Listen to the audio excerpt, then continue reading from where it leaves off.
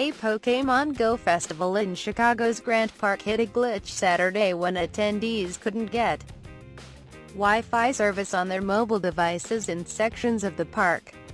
Niantic, the company that created the augmented reality game, ended up giving ticket refunds to the thousands of trainers, the name for Pokémon players, attending the event to mark the one-year anniversary of the product launch. It also gave them $100 in game currency and free game features. As many as 20,000 people were expected at the festival, according to the Chicago Tribune. Today at Pokémon Go Fest in Chicago, technical issues created problems for a large number of players attending the event. A Niantic spokesperson said in a statement, "From everyone at Niantic, we apologize to all of the trainers who came out to Pokémon Go Fest today. Although we were able to solve many of the technical issues, we were not able to offer every attendee a great experience." The crowd booed Niantic officials, who apologized from a stage on many occasions because of connectivity problems and long wait lines. Brandon Amernick, 23, said in a direct message on Twitter, "Almost everyone on the festival grounds who didn't have Sprint as a provider was unable to log into the game," said Amernick, who traveled from Wisconsin for the festival. Another disappointment, Amernick said, was the lack of content that people thought would be in the game. "I am so disappointed." Kat Harris, 28, said she waited 3 hours to get inside, only to find the connectivity issue cut down on her success playing the game. "I maybe caught 20 Pokémon and if I was at home would have caught over 200 plus, Harris, who flew in from Tucson, Arizona, said in a direct message. "Overall I am disappointed. I felt it was very unorganized and needs a lot of improvement," wrote Harris, who grew up watching the popular animated TV show, Pokémon.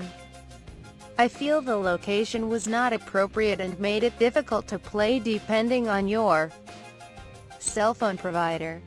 But Harris and Amernick saw a bright side. "I did have a fun time with my team and friends. I know this was Niantic's first event and hopefully they will learn from mistakes and improve," Harris said.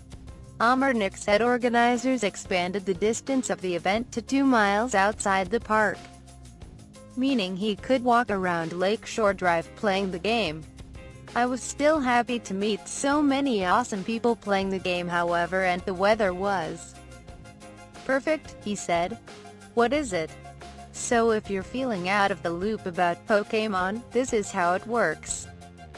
Pokémon Go is an augmented reality game that allows trainers to catch Pokémon, short for Pocket Monster. Players can collect virtual items at floating blue cubes called Pokestops, and participate in Pokémon battles with other players at gyms. Many of the Pokestops and gyms are at real parks, churches or well-known landmarks." The app models the popular Pokémon TV show and video games that followed the journey of Ash Ketchum, a 10-year-old fictional Pokémon trainer who searched far and wide to catch 'em all. Ash's end goal: become a Pokémon master. "I think there needs to be a lot of praise to Niantic for developing a game that made so many people in America get outside, be more active, and experience our parks," said Amernick. In April, Niantic announced the game had more than 65 million active users each month. And just a few months before that, the app surpassed 650 million downloads. Over the past year, Niantic has updated the app numerous times to keep active users interested.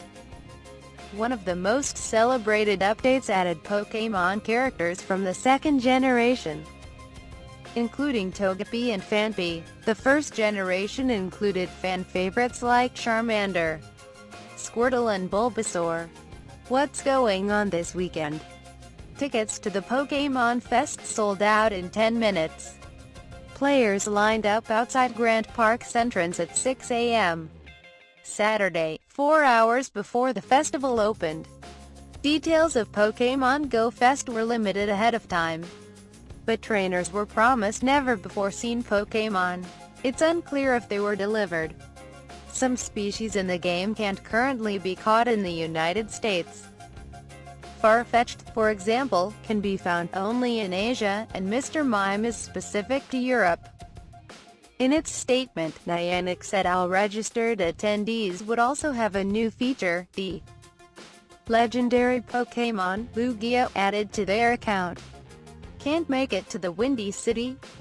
Well, you're in luck. Local Pokémon groups in major U.S. cities were planning events in their hometowns. Players were enacting special items that help lure Pokémon to the area. Even other countries are joining in on the Pokémon fun. Hundreds of players are in Chester, England, this weekend as the nearly 2,000-year-old city turns historical sites into Pokestops as part of the big Heritage Festival.